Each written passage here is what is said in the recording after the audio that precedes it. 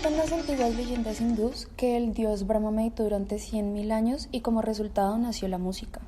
Esta se remonta por lo menos hasta el tercer milenio antes de nuestra era. En la India se considera que la música y el arte hacen que te liberes a través de tu propio cuerpo y alma y te conviertas en un universo más grande. Por lo tanto, la música es el vehículo a la autotransformación, es un camino a la salvación y se plantea como un arte divino que está intrínsecamente ligada con la religión y la filosofía. Prabhu Nitaipada, cuéntenos de qué manera influye la música en su vida espiritual. Bueno, la influencia de la música en la espiritualidad es supremamente importante, es muy vital. Realmente la espiritualidad es música. La espiritualidad pura es música, son sonidos trascendentales, como los mantras. Los mantras son el origen de todas las notas musicales y empiezan con el Omkara, con el sonido Om.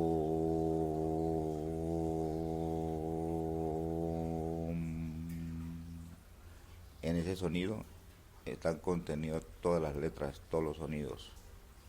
¿Considera usted que los sonidos musicales son el vehículo para lograr la espiritualidad pura? 100% real, así es. Todos los maestros espirituales siempre empiezan sus meditaciones y sus realizaciones con sonidos trascendentales, ¿no?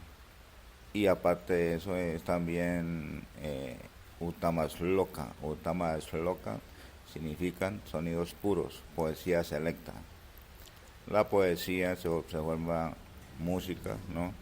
Y aparece la danza. Y espiritualmente cada paso es una danza y cada palabra una canción. En realidad, en la espiritualidad pura se habla cantando y se camina danzando. Háblenos un poco sobre el origen de la música. El origen de la música, desde el punto de vista de los Vedas, es muy antiquísimo. Se empieza a hablar desde la eternidad. El origen, la suprema personalidad de Dios, inagotable e inalcanzable. El Señor Supremo, el origen de todo, Él toca una flauta. Esa flauta sale las 2 sílabas del alfabeto esparsa, Tapaja, ¿no? El señor Brahma, durante 10.000 años de su meditación, escucha ese sonido por primera vez en la creación. Y de ahí surge el primer aforismo bíblico y védico, donde dice que al principio solamente era el verbo de Dios sobre las aguas, y ese verbo era la palabra tapaja, que significa austeridad. Después el señor Brahma escucha en su meditación ese sonido que el Señor Supremo está pronunciando desde el mundo trascendental y él lo escucha en el plano material, ¿no?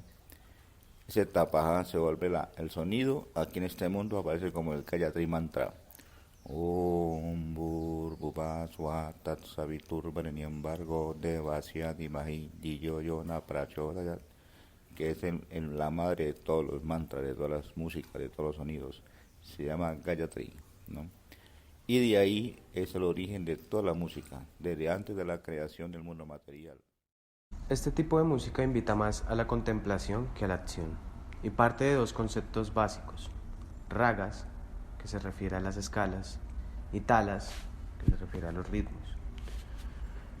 Un raga significa literalmente color o modo, estado de ánimo, y alude a los modos melódicos empleados en la música clásica india. Principalmente tiene que contar entre 7 o 5 notas, y de no ser así no es considerado como tal. Deberá pertenecer a una o más de los 10 tats, que son las escalas o modos del sistema musical del norte de la India llamado Hindustani. Entre ellos se encuentran Kailan, Bilawal, Kharmak, Kafi, Asawari, Bhairavi, Bhairav, Marwab, Purvi y Todi. La mayor influencia musical fue impartida por los yogis, como se le denomina a los practicantes más avanzados del yoga. Cuando los antiguos yogis entraban en profunda meditación, recibieron diversos sonidos llamados Nat, que son considerados la música de los dioses.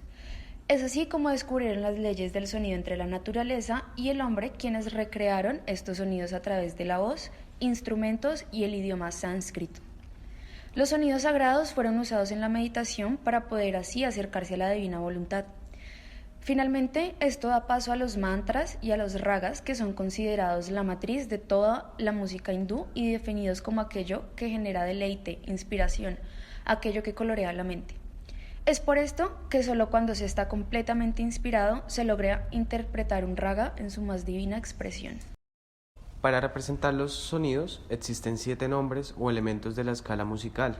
Estos son Satya, Rishabh, Gandhar, Madhan, Pachan, Haibat y Nishad, abreviados para cantar de la siguiente manera: Sa, Re, Ga, Ma, Pa, Dha, Ni, Sa. el equivalente a Do, Re, Mi, Fa, Sol, La y Si.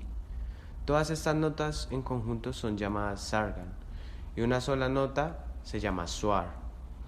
Estas notas están asociadas con diferentes colores, animales y con los chakras o centros de energía. Por ejemplo, la nota Sa está asociada con el color rojo o dorado, con el pavo real y con el chakra raíz. Re está asociada al color naranja, al toro y al chakra sacro.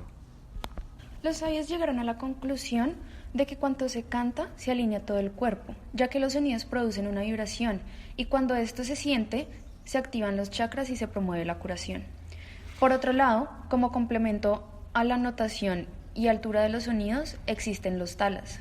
Son muy similares a lo que conocemos en el sistema musical de Occidente como ritmo. Es la forma en que la música se organiza en el tiempo por ciclo de latidos, y su traducción literal significa aplauso.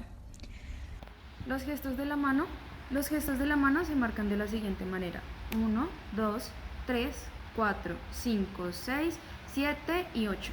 Y con el aditala sonaría así: taca, taca, dimi, taqui, ta, taca, dimi, taca, taqui, ta, taqui, ta, taca, taqui, ta, taqui, ta, ta, taca. En la música carnática, el tala más común es conocido como aditala. Es un ciclo de 8 tiempos que se marca mediante gestos de la mano. Cada tiempo se encuentra subdividido en otros 4 tiempos llamados matras, usando la palabra takadimi, que serían 32 subdivisiones en total.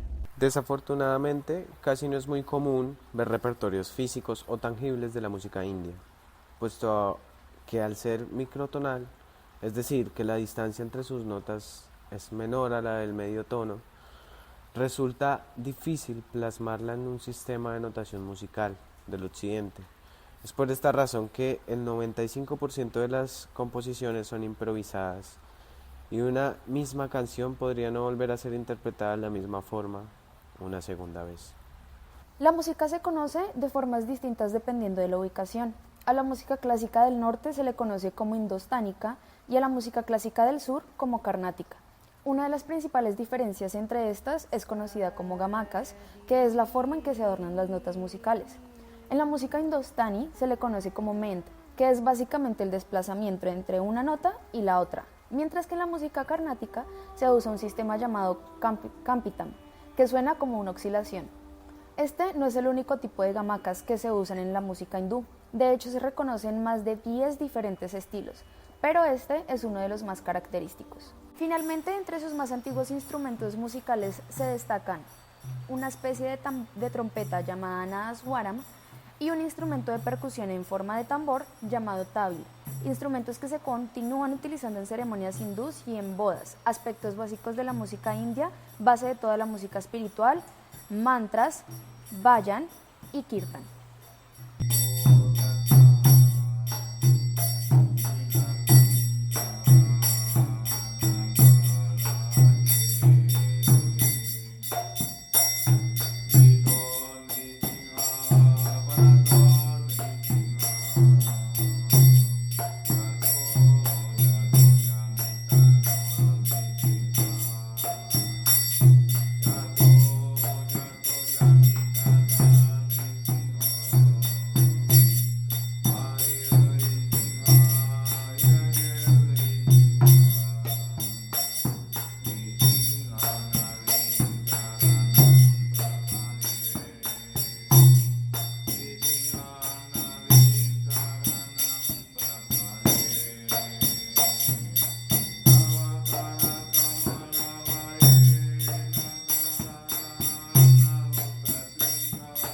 Chao.